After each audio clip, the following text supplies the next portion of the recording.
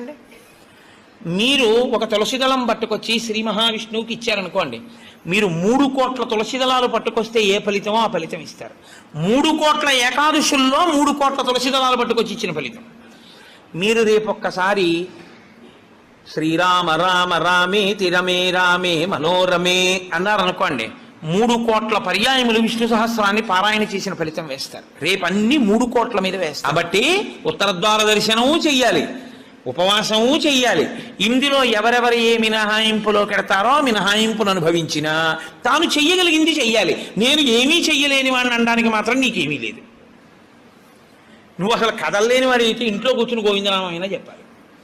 కాబట్టి రేపొక్క రోజు ఉదయం నుంచి కనీసం రాత్రి నిద్రపోయే వరకు జాగరణ చేయకపోయినా, నిద్రపోయే వరకు భగవన్నామమునందు మాత్రమే నిబద్ధుడయ్యుంటే అంతకన్నా భాగ్యం ఏముంటుంది?